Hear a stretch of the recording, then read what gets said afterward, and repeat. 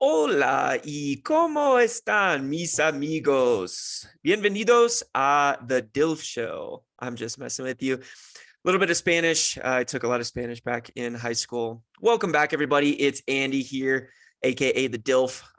Thank you for coming back to the next rendition of the D.I.L.F show. Oh my goodness, is that really what I look like?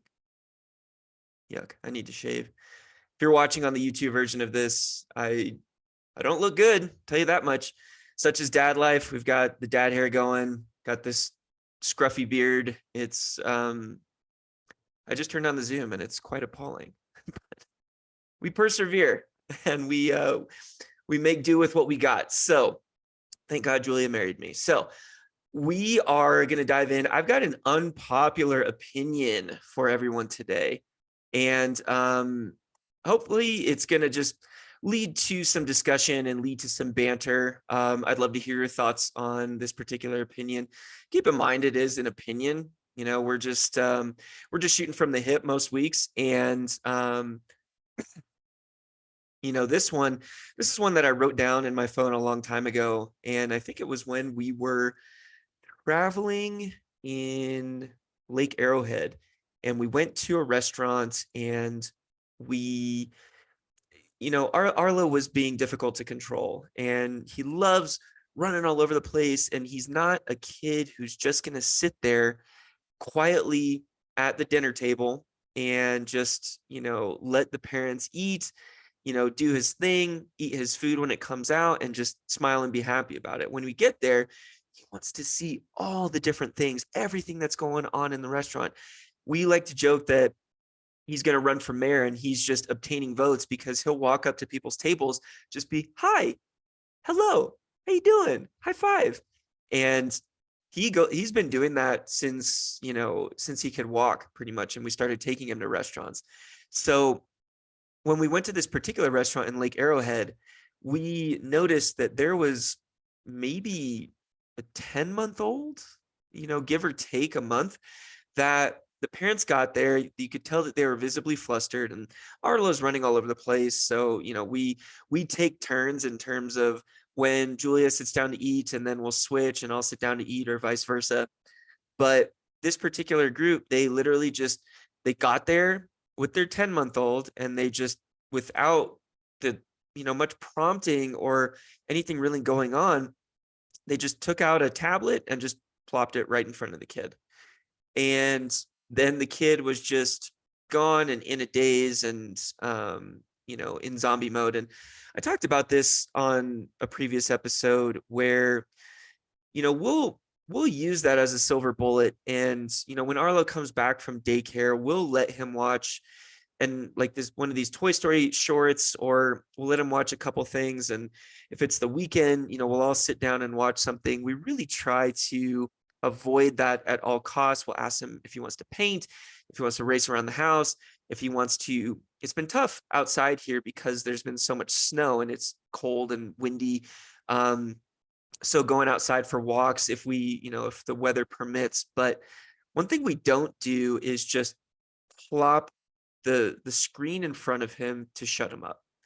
And my unpopular opinion is that I believe a cell phone is more for our benefit than for educating our children. And I think that it's leading to a massive gulf and disconnect, not only between parents and their children, but also between kids and other kids. Because what we are teaching them with our day and age is that it's okay to connect virtually first and foremost.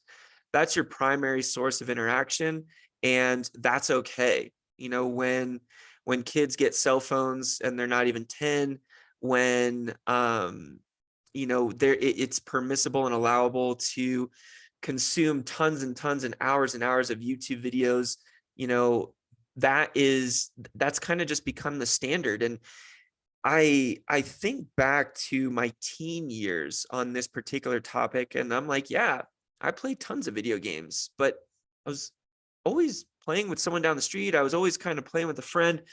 And you know, we were laughing and enjoying those times together. It was pretty rare that I didn't have either my sister or a friend or a group of friends to do that with.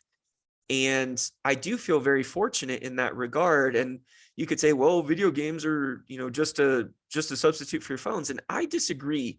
And we'll get into some of that here in just a little bit. But in today's day and age, our lives and everything we do are quantified, cataloged, retargeted, and that is now starting with our children. I mean, if you let a 3-year-old watch YouTube videos, they're getting marketed to, unless you're paying for premium, they're getting marketed to every single time there's a break in the action.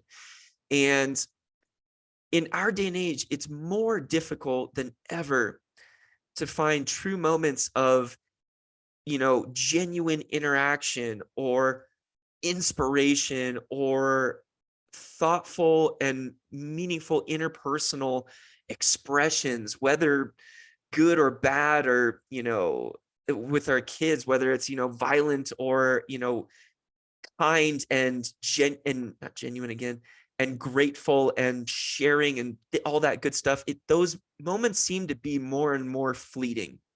And I think it's our reliance on our technology. And, I say this, I've got my cell phone pulled up right now with my notes. I fully understand that the addiction is real. And, Julia has told me multiple times, Arlo has told me multiple times, get off your phone, get off your phone. It's a conscious effort that we have to make as parents to be present with our children and with our families mentally, to put our phones away. It's now becoming a muscle that we have to flex constantly and consistently, just like you're going to the gym. All right, put my phone away, put it down, put it on do not disturb. And the more we try to refute that, the more we try to say, oh no, it's fine. Just go ahead and check your stats on your screen time. It'll blow your mind. It's like, wait, I'm not on my phone that much. Well, you actually are, because your phone says so, and it's really never wrong, right? And when it comes to just plopping your kid in front of a tablet, that's for us to get some respite, to get some calm and some quiet, but we're using it to just shut them up.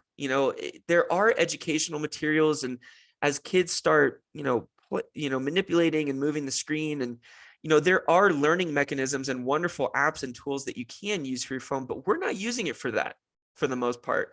We're turning on Cocomelon. We're turning on a movie. We're turning on, what's the other one that just popped up? That's great. Bluey. Bluey is so cool, by the way. I'm thoroughly entertained by Bluey. We're turning those things on so that, we can get, we don't want to alienate the people around us in a restaurant or in a social setting. Or we just want to get 15 uninterrupted minutes to be able to talk to your partner, right? And the thing that we have to realize that's more pervasive, a kid's not going to verbalize this to you, is that interaction and instant gratification is always at your fingertips if you complain enough, if you cry loud enough, if you fuss long enough. Arlo has been getting under my skin recently. I told Julia this just the other night. He is pushing all the right buttons. He's stalling perfectly at bedtime to go to daycare. He is just doing all these things, but I never just default to plopping a phone in front of him. And one of the things that he does is he asks to watch videos of himself on our phones, and he calls it Race. I think it used to be called Slide, but now it's divulged into Race. He says, Race, phone, Race, phone. And that means he wants to watch a video of himself on his phone. Now, don't get me wrong.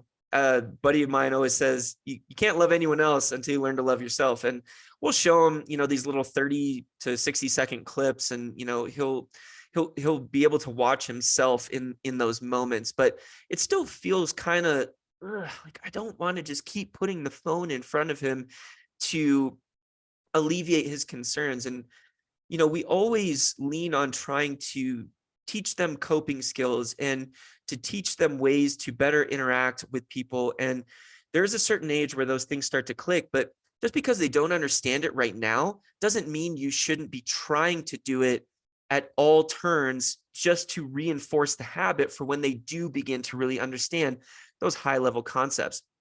And I was talking with Arlo, and I was asking him why, why do you want to watch the race on your phone? And I'm just like, he's not going to get this at this point. Well, you know what? I'm dealing with still a largely irrational being, and he's still acting off of instinct. He's acting off of routine and the things that he knows and loves. And so I try my best to make sure that at those turns, I'm talking him through and trying to get him to understand reasoning as best as I can, knowing that this is not something that's going to sink in right away. But just, without having that dialogue and without having, other outlets to channel his attention, it can be really easy to just settle into that, to just say, okay, like let's put on a movie, let's put on a TV show, let's throw my phone in front of you, watch all the races, quote unquote, that you want on the phone. And I believe that would just, crush certain things down the road. And it might be an overarching and kind of a sweeping statement to say that, but you're really taking their pulse away from an adventurous spirit, just going out and exploring and feeling and touching things. Arlo's really gotten into jumping into puddles recently. Absolutely go for it. Jump in all the puddles you can. Next time, honey, try to make sure that it's more than 20 degrees outside. That'd be great. But jumping in puddles and just, exploring outside, that curiosity, touching paints rather than just using a paintbrush, socialization skills, which I'll get to in terms of team activities and sports and group events and things like that. Taking the pulse away from helping them learn to develop patience.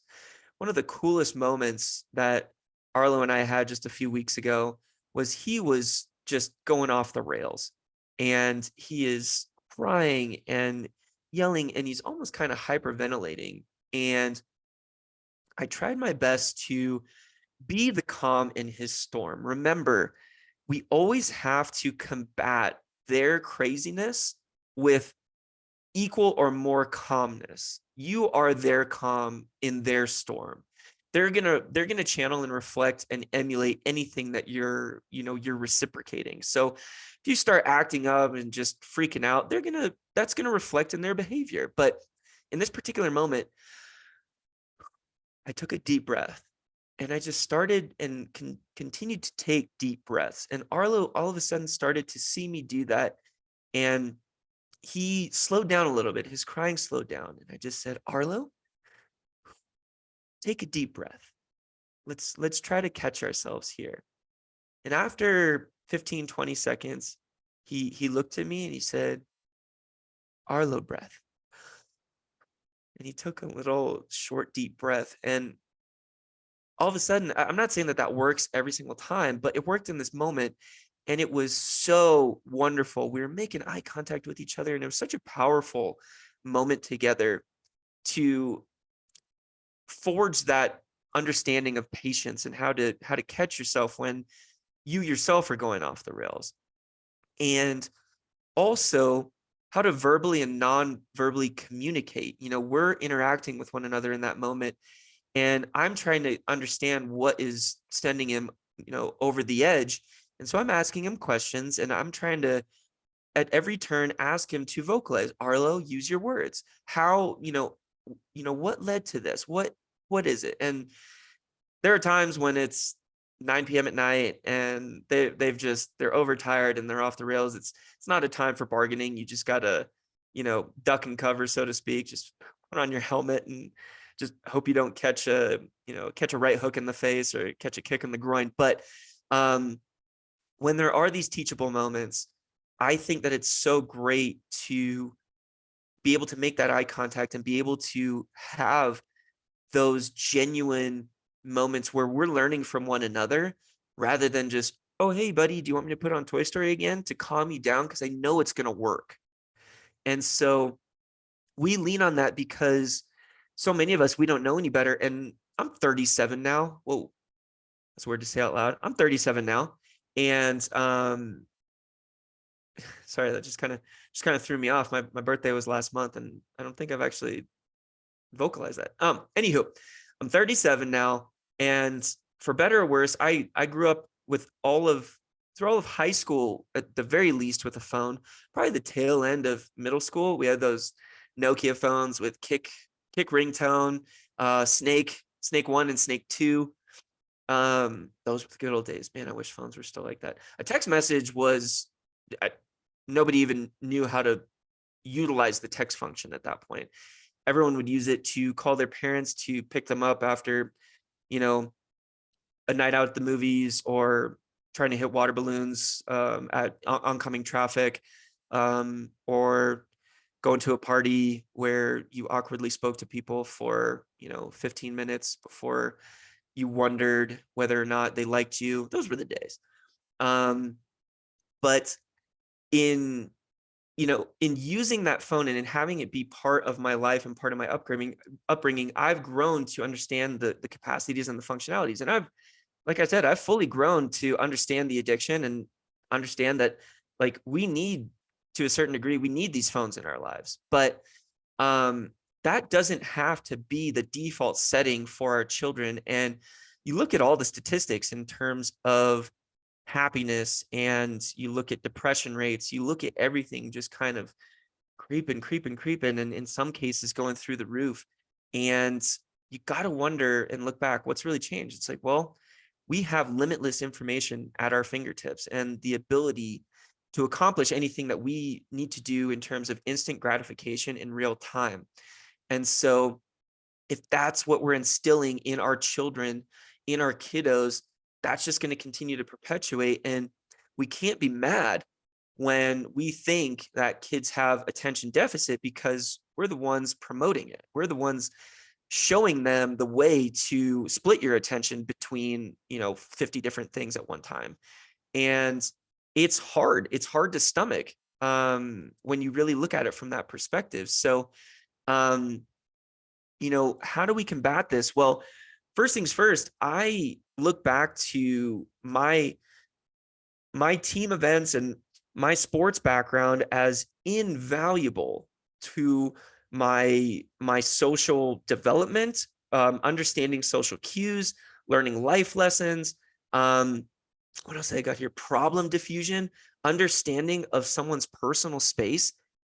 I really learned all these things when I was participating in team activities and around a lot of people who were engaged in completing a common goal, whether that was through sports, whether that was through, study and tutor sessions, whether that was through, I don't know, gymnastics. I don't know, that's a sport too, but I have a sports background, so it's hard for me to get off of that.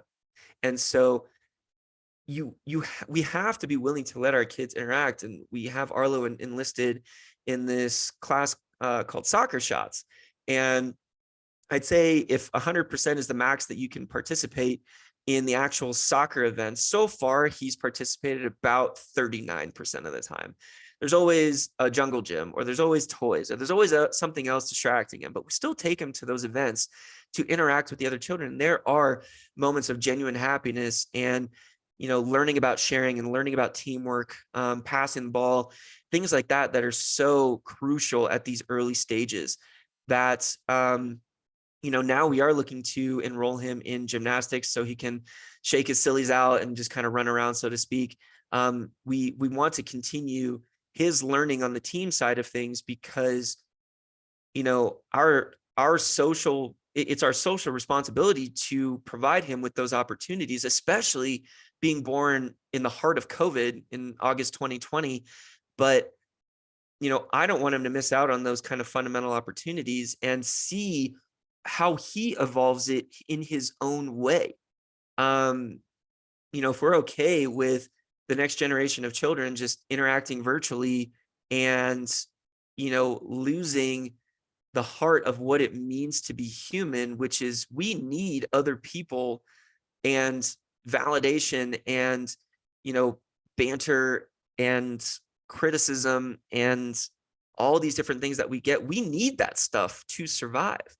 And if we just want everyone to be in a hole and just kind of do their own thing with either themselves alone or, with just a very limited group of people, we have to be okay with that's the pace that we're setting, right? So it's kind of the world is, and people are constantly evolving, but you have to learn from the past in order to make it better future, right? And it feels like if we just keep going down this road of shoveling kids in front of in front of a screen to shut them up, what's that going to look like when they're 8, 9, 10, 13, 15, 16, 21, and they're trying to then learn how to interact?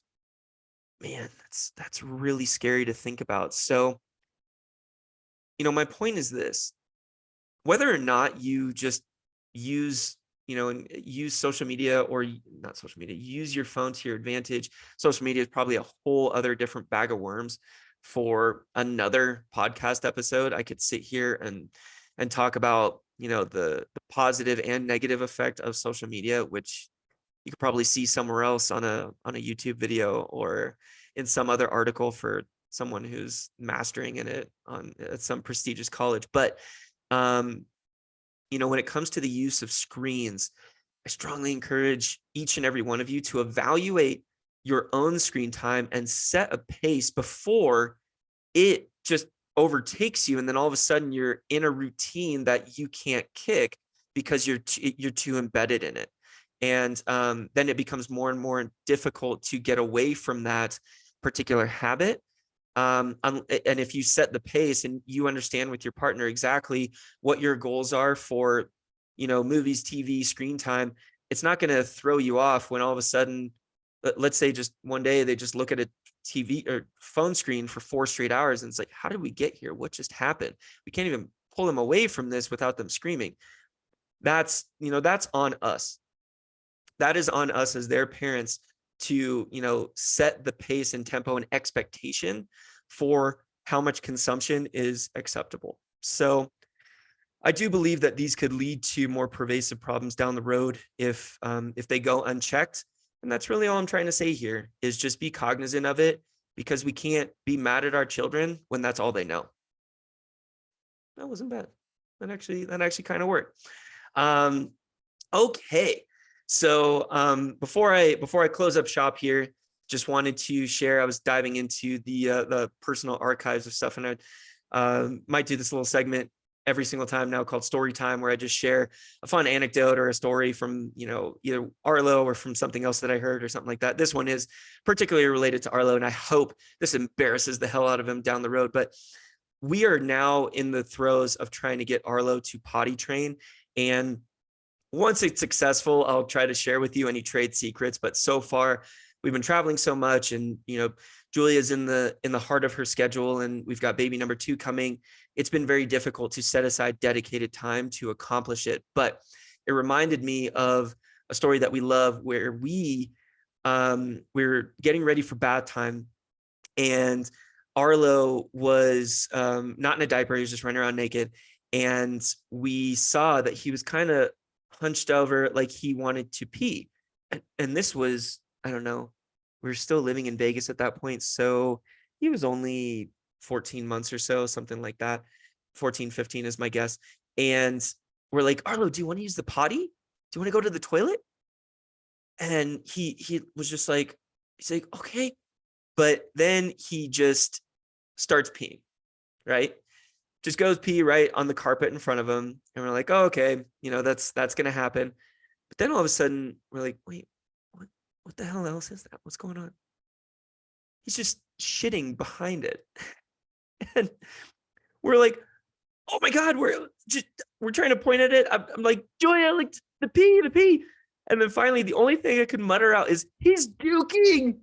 He's duking. I didn't say he's taken a dookie. I don't know why I use the word duke. I remember our old buddies at Agora, we always used to use the word dookie, and we listened to Green Day back in the day and all that stuff. I don't know why, but dookie and duking felt like the right word in that moment. And then all of a sudden he just starts running away, and I'm chasing after him. and there's just more little poo pellets falling out of his butt. I'm like, it's still going, it's still going. And we just try to chase him down. He's just laughing hysterically because I'm chasing him. That's all he recognizes, not the relief of his, bodily functions. And I think that's just part of, the dark underbelly of what you go through as a parent. You all have these stories that are specific to you and your kiddo, and it's so funny. And all we could do was laugh about it. It's not, what can you do at that point? We're going to the bath, we're going to bath time. We're going to clean them up anyways. The floor will get clean one way or another, but that was a fun one. I just remember he's juking. And it was, oh man, it was hilarious to watch his reaction to it, because he was kind of like scared, excited about how, oh my God, how crazy we reacted to what he was doing. So that was a fun one. Any fun potty stories that you want to share with me, or any feedback on my unpopular opinion about our cell phones being more for us to gain respite and escape our children rather than use it as a benefit to their development? Let me know your thoughts, your questions, your concerns, queries, anything. Instagram, leave a comment, slide into my DMs. You could do that. Thedilfshow at gmail.com, up and running. Feel free to leave any post anywhere on the YouTube page. I'm happy to respond to it. And I'm always checking out for, new content, new fodder, and new ways to look at, the same issue. Just remember that, just because we think differently doesn't mean that we hate each other. It just means we think differently, and then we go about our lives and we be friends from there on out. So let me know your comments, your questions. Always listening. Anything is pretty much at the D.I.L.F show. So that's all I got for you today. Thank you so much for continuing to listen. You are amazing. Drop a review, drop a heart somewhere. Helps propel the algorithm and keep extending the reach of the show. But if you got a dookie story, I especially want to hear those. I love you, and there is absolutely nothing you can do about it. Thank you so much for listening. Go have a great one.